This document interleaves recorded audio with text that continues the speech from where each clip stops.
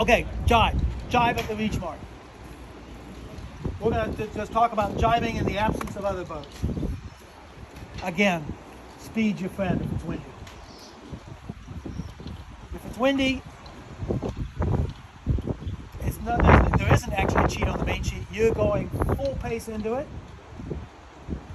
Just as you go to bear off into the jibe, you ease your vang to your mark, and you carve it in like you're skiing.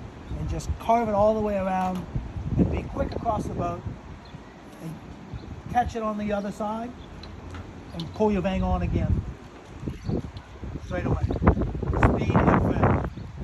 If you're off the wave, and it's windy, wait till you're on the next wave to jibe. It will end up to be quicker, and you'll have a much better chance of being right side up when you come out of it.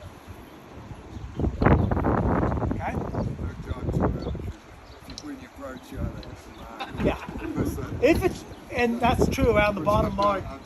Sometimes it's really windy and you have to jibe around the bottom mark. And I go past the bottom mark knowing that if I jibe and you know my out is to luff up, I end up on the correct side of the mark. Because that's like the biggest disaster of all time. Remember when you round the bottom mark, please remember, before you tack, let the vang off.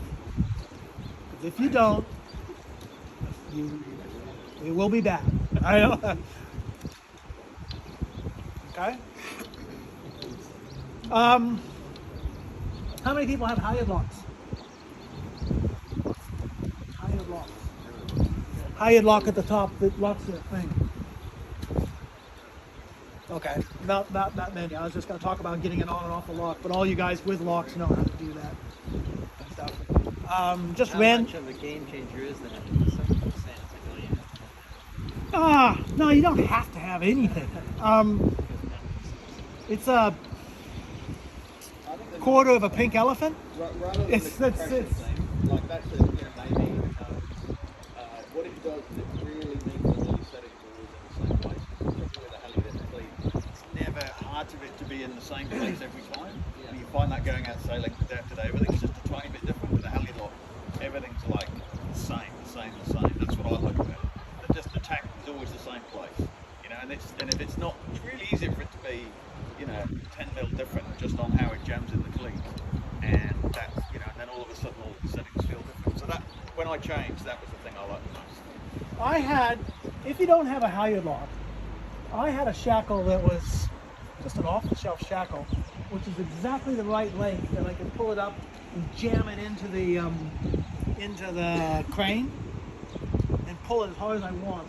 And I knew that it wouldn't be above the band, but it also, she's not coming down. 2-to-1 halyard, I'll make it come down a little bit, but I took all the stretch and everything I possibly could and put it in the cleat.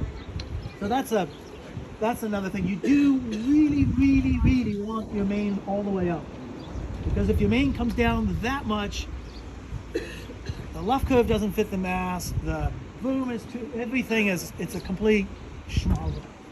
So you want your main all the way up when you leave the beach. You have to be careful at the big regattas. If your main's just a little bit above the band, you'll get pinged for it.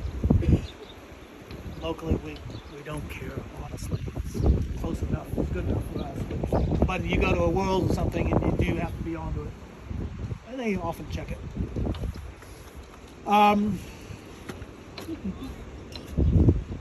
Helmets. Very good idea. I basically wear a helmet in over 15. And every time the boom hits the top of the helmet, you think, oh, thank God for that. But, so I do really think you should wear a helmet. In the lighter stuff, if you don't, Phil Zepnicki wears a helmet all the time. It's your choice. Even Ben wears a helmet now in the breeze, which. Yeah, well, he's got a little. Give it the boom so he can get. When I first started sailing, he got clocked out He got clocked here in one Tiger regard. motor races. Got He got clocked clocked, so properly. he had to come in early, and I was like, mate, you gotta get out. Yeah.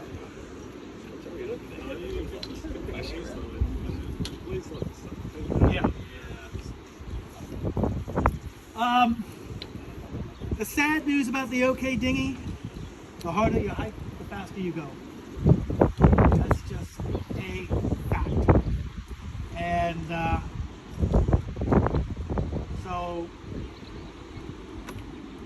you just pick your times. You gotta drop into the red zone right off the starting line and hike. And, you know, it's just a plain fact that we want the boat flat. Okay. I had a question about reaching. Yeah. In like pre-planning conditions, sort of, just of how much bank do you have in the sort of light to medium drag? I think we came up with middle back parallel to the boom. It's I think we're our default. In all conditions, sort of, even Yeah, like, I think so. I think once you're planing, you know, That'll change it. like I said, if you have too much bang, the whole boat gets a little bit gripey and stuff. You want it to be free flowing, you know, and you know, that's one of the things that you actually can feel on the helm when the boat's kind of loose, free flowing on the reach. A lot of the things upwind, you know, honestly, I move my board that much. Do I feel it on my helm? No, I can't tell. Maybe other people can, but I can't. But I know conceptually that's the right thing to do, so I just do it. Can we go back to the mast chocks, where if you move them around in different conditions, like for upwind? Because you said you put one Yeah. in when it gets breezy, but do you? I see you guys, you know, pulling the hatch off and reaching down and You fiddling see, around, and you know. it's no, like- on my boat, I can move the butt when I'm out on the water. Yeah. So I slide my whole mast with the same rake fore and aft in the boat, depending on the conditions. Okay. And if I go out there in light air and then it goes to medium air, I'll slide it 10 mil at the top and at the bottom and keep the same rake. Yeah. So really, you know, I still would say that 2330 to 2340 at the deck with a rake of 6040 to 6080 is all very acceptable numbers 90% of the time. Which means I'll be surprised if you, in some conditions, you get the boom reasonably close to the deck. But in most conditions, you'll always be something like that up, I would think. Remember, Mine's all the way at the base. It's all the way at the front. And yours is all the way at the front. yeah. So, it'd be interesting to Just see 'cause what your because rake and deck come out to. Yeah, when I got that boat from the old boat to this one, it had a lot more helm, and so I sailed. You've got Dean's old boat. Yeah, 500. So I sailed with the board up all the time, and the mast all the way forward all the time, just to balance the helm.